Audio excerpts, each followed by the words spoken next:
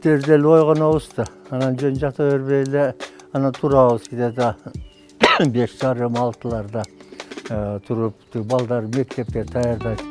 А мен болсо чыгып алып 6'dan баштап 7'ge чейин чуркап жүрөм. Анан ошо 7'de кирип, анан жуунамыз, андан башка. Анан жумушка кетмей бардыгыбыз. Этажкада жашаганда деле жаныбызда стадион бар эле, мектептин ошол жака барып чуркап жүрчүбүз. Барып, анан особенно мынагы пандемия башталгандан кийин кыймылда болбосоң болбойт экен, особенно улгайган кишилер. Анан ошол себептен көбүрөөк кыймылда болуш керек да. Ошо эртең менен туруп чуркайсың, базасың, кыймылдайсың, ошон үчүн ушу адат болуп калды.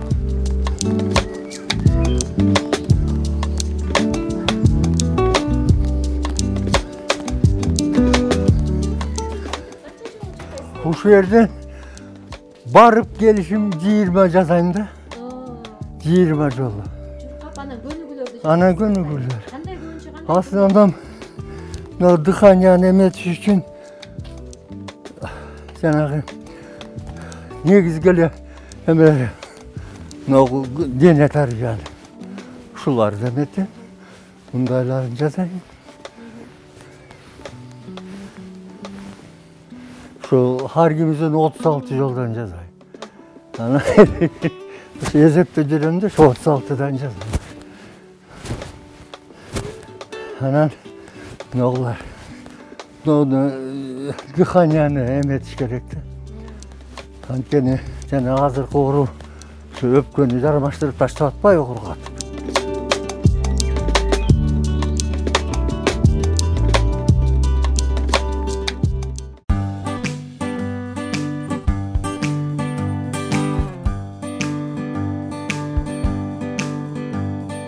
Впрочем, 5-ci klassda окуп аткан балам бар, неберем. Ошол өзү жазап жүрөсүн.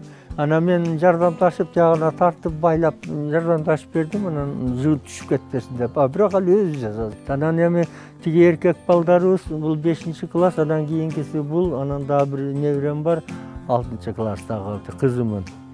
Анан ошол мына эркек бала да ошол мындагы эмени конструировать эткендер жакшы көрөт. Өзү жок. Жакшы эмес. Мынагыны отурушуп алып туруп муну тебишет да.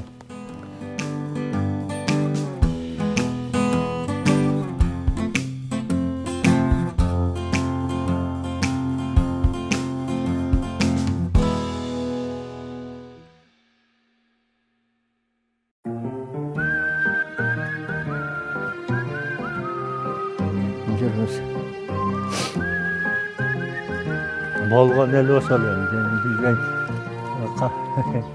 Кандырды койчу десем деле болбойт. Чоң кыз эмнең бар деп айтам. Чоң кыз башынан эле ушундай экөөбүз эметкенбиз. Эч атынан да айтпайм, редке. Чоң кыз эмнең бар дейт. Анан бул коет, ошо чай-пай ичип эметем. Келиним деле чоң ата дейт. Балдарым деле бителе чоң ата дешет менимче. Ошо көнүшүп калган ошо.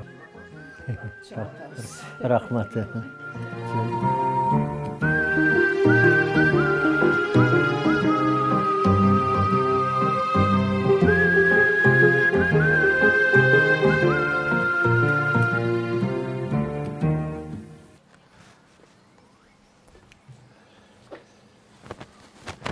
Интернеттен негизинен мен акыркы кабарларды карайм. Ошо акыркы кабарларда эмне бар, анан өзүм почтамды карайм, эмне бар, электрондук почтамда. Ошолорду карап, ошол негизинен. Анан башка эгер бир жакшы бир нерселер болсо, ошону карап көрөм. Болбосо, анан мурун бул жерде багы 1 жыл бою онлайнда сабак өтүп жүрдүм студенттерге. Азыр деле ошо көп нерсени переписывать этип, аларга ар нерселерди жөнөтүп турам. Ошо көп эмелер бар дагы, билбейм каягында экен азыр. Коомдук ишмер, техникалык илимдердин кандидаты Исхак Разаков атындагы Кыргыз мамлекеттик техникалык университетинин профессору Канатбек Молдобеков 10 август 1941 Аксы районунун Кой Таш айылына караштуу Сүттү Булак айылында туулган. Эмгек жолунда 1000ден ашык адистерди даярдап, 60 илимий макалаларды жазып, 2 монографиясы китеп болуп басылып чыккан. Кыргызстанда биринчилерден болуп сейсмология институтунун эсептөө центрин ачып, бардык сейсмологиялык станциялардан түшүп туруучу маалыматтарын иштеп чыгуучу сейсмомониторинг борборун түптөгөн. Азыркы учурда жер титирөөнү алдын ала айтуу проблемаларын чечүү боюнча илимий иштерин жүргүзүүдө. Өз кесиптештеринин арасында сый-урмат менен эмгектенип, Кыргыз Республикасынын Илимдер Академиясынын Сейсмология институтунун жана Кыргыз мамлекеттик техникалык университетинин ардак грамоталары менен сыйланып, ошондой эле 2004 Кыргыз Республикасынын билим берүү отличниги төш белгиси менен сыйланган. Алган жары Сажиракан Молдобекова экөө 1969 жылдан бери турмуш жолунда бир уул, бир кыз жана 5 неберелерин татыктуу тарбиялап келүүдө. Кыргыз эл биримдигиндеги мундус коомунун ардактуу аксакалы. Мен өзү 41-жылы төрөлгөм. Августта. Бул баягы суровый начало, баягы согуштун башталган учурлары. Согуш учуру. Анан төрөлүп 45-жылга чейин өскөндө балалык чагым, жаш чактарым. Ошол эң кыйын учурларда төрөлүп, кыйын учурларда жашадык да. Анткени атам да армияда, бардык армияда болгон ушул апам өзү 7-8 бир тууганды багып чоңойткон. Анан кийинчерээк ошо согуш бүткөндөн кийин мектепке бара баштадык. Анда эми турмуш кичинеден оңоло баштаган учур болчу. Бирок айылда абдан жакырчылык болчу, мындайча айтканда. Мен биринчи ошол Кой Таш айылында ошол жерде 7-8 класстык мектеп бар эле. Баштапкы мектепти ошол жерден баштап, анан 4-класска өткөндө Ташкөмүргө кетип, Ташкөмүрдөгү орто мектепте 8-классты бүттүм. Чоң жана агам Ташкөмүрдө шахтер болуп иштеп, мен айылда 4-чүнү бүткөндөн кийин акемдин үйүндө жүрүп, 8-ди бүтүп, анан ошол агам мени техникумга жөнөттү да, чоң агам. Жалал Абаддагы ветеринардык айыл чарба техникумуна кирдим. Ал техникумда 4 жыл окуп, 61-жылы бүтүп, ошол эле жылы армияга кеттим. Служба армиядагы. Ошол мага көп турмушумдагы аң сезимди, оюму бурду да. Мен өзүм мурун айыл чарба техникумду бүтсөм дагы, мен мединститутка өтүп хирург болгонду жакшы көрчү элем. Хирург болгонду. Жолбосо мен ошол 61-жылы техникумду диплом с отличием менен бүткөн, мени сельхозинститутка кабыл алган да, без экзамен, без всякого. Анан мен ага барбастан мединститутка кирем деп, ал үчүн кичине даярданыш керек эле, 1 жыл экзамен тапшырып. Анан ошондон өгүз армияга кетип калдым. Анан армияда жүрүп, ошо техника мени көп эметип кетти, алактырып ошака. Ошол кызыккан боюнча анан мен ошо политехнический институтка келип кирдим да, ошол жыл. Ошол жерде 5 жыл окудум. 5 жыл окуп, анан бүткөндөн кийин ушу Бишкекте эле Тресредес автоматика деген бар болчу. Ошондо жанагы проектно-конструкторский бюролор, анан жанагы АСУ-ТУП, производстволор, технологический процесстер, автоматизированный управление жаңы башталган учурлар болчу. А биз аларды өтүп чыкканбыз.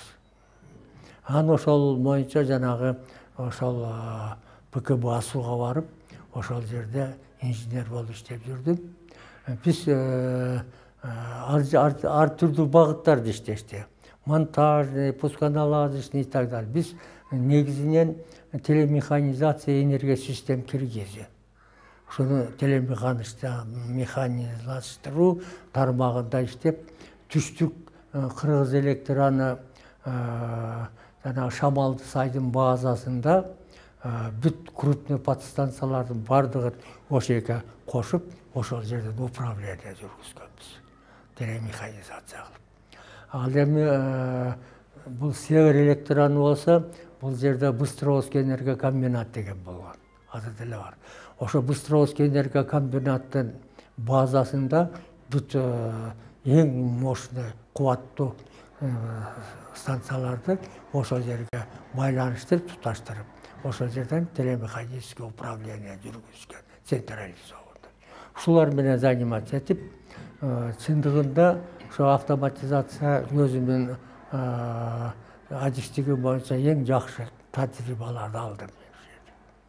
Анан ошентип тажрыйба топтоп, эметкенден кийин анан Москвага орун бар экен, аспирантурага.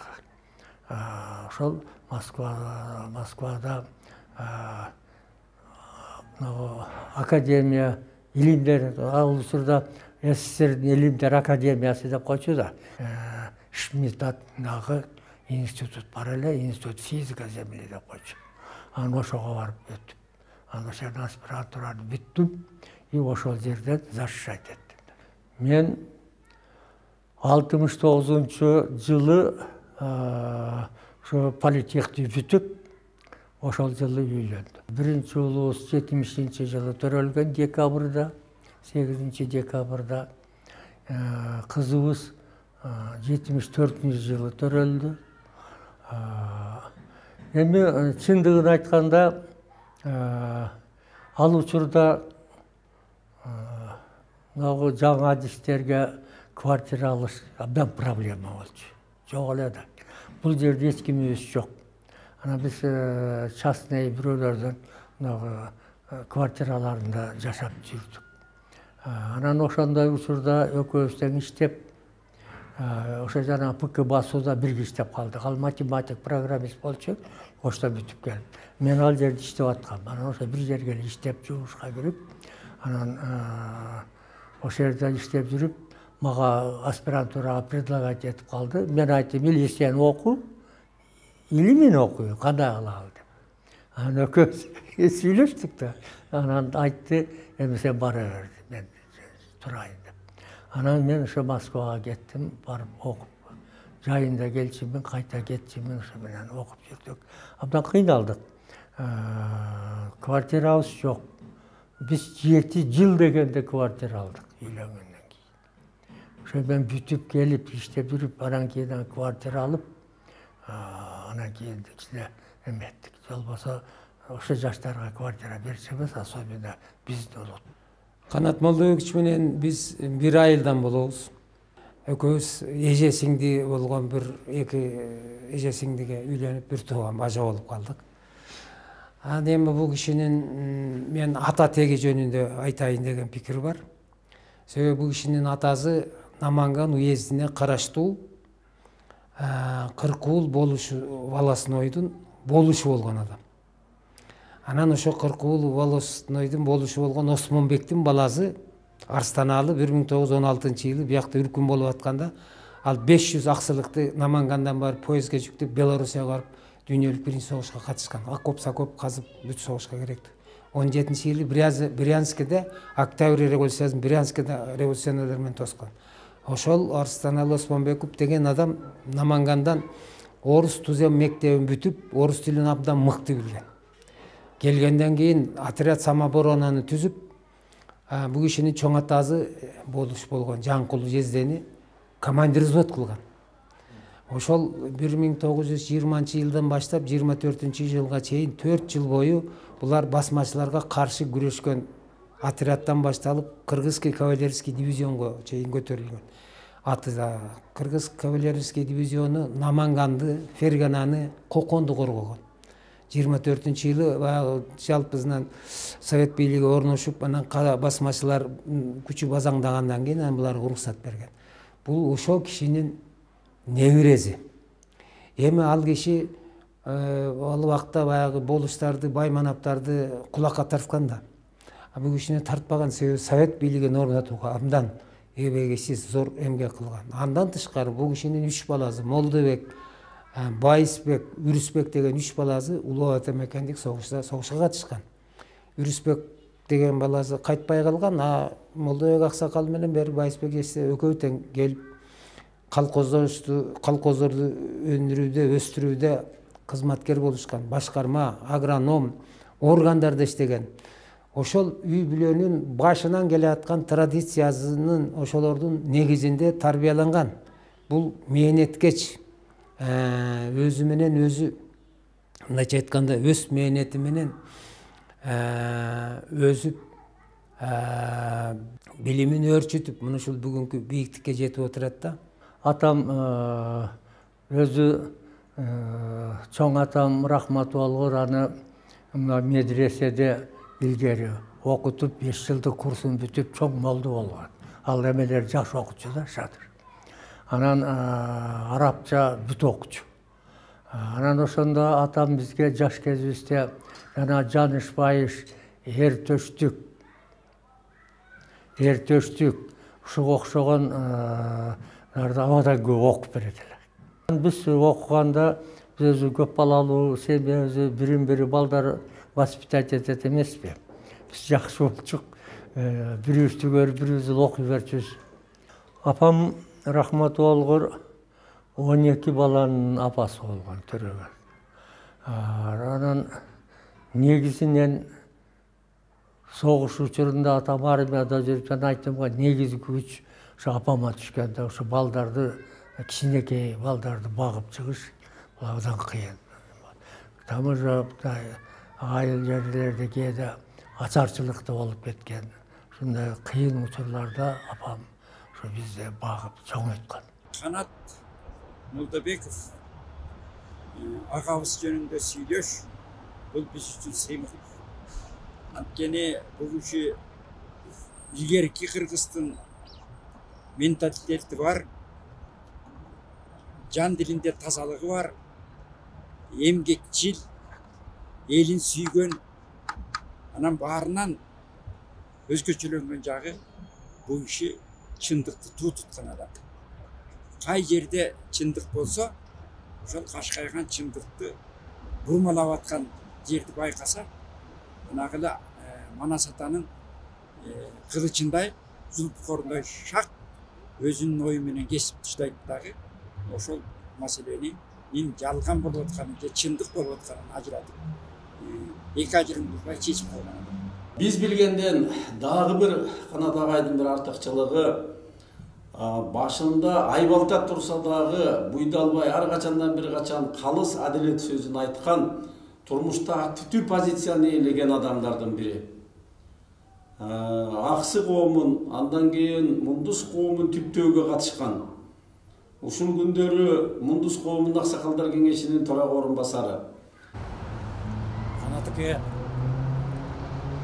менин тууганым болот.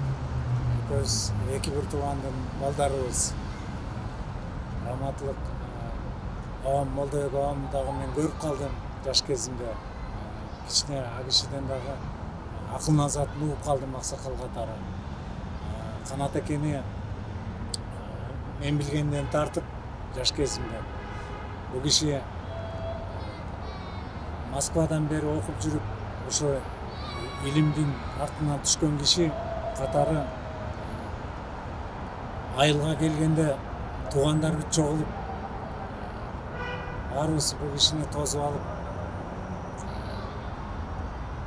мындайча айтканда бир туугандар басып, баарыбыз үчүн бир майрам болуп, Канат акенин аброю, Канат акенин деңгээли, Канат акенин окумуштуулугу бир эле биздин туугандардын ичинде эмес, бүтүндөй биздин айыл сыймыктана турган киши. Мен Бишкекке 61-жылы келдим. Айылды абадан жакшы сагынам, абдан катуу сагынам. Даже түшүмө да көп кирет. Биздин айыл өзү мынагу бадалдуу, токой жерлерде суу абдан таза, анан жаңгак. Ушундай эмелер, сайлар бүт эле жаңгак.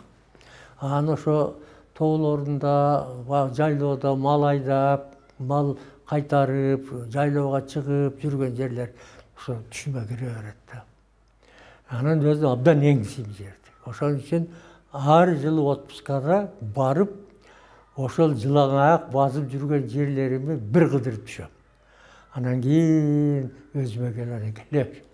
Канатке ушул тоюңуз кут болсун, 80 жылдык тоюңуз кут болсун, өмүрүңүз узун болсун, жеңим экөөңөр дагы көп жашагыла, балдардын, неберелердин жакшылыгын көргүлө.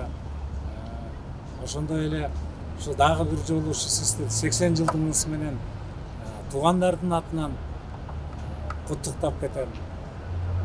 Тоюңуз кут болсун.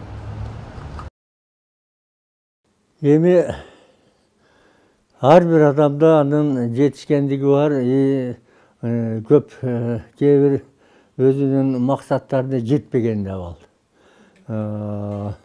Мен жетишкендигим эмне деп айтам? Мен өзүбүз мына үй бүлөм, небере, чеберелерибиз менен бул жакшы жетишкен бул кубаныч. Анан эми илимий кызмат жагынан алсак эми жакшы эле окуп аракет кылдым. Эми аны кандай ал ийгилик, аны эл оценить эте алат, мен өзүм оценить эте албайм. Негизинен где-то бир азыркы учурда ушу 70-тен ашып калды өзүмүн илимий публикацияларым, ошондон бардыгы белгилүү. Аны токтоп тур.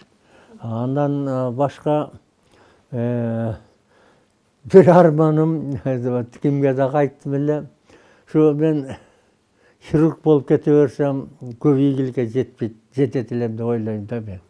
Ошол биринчи өзүмдүн талабым боюнча кеткенде, кийин ошону ойлоп, ошо армандаа кылып калдым да.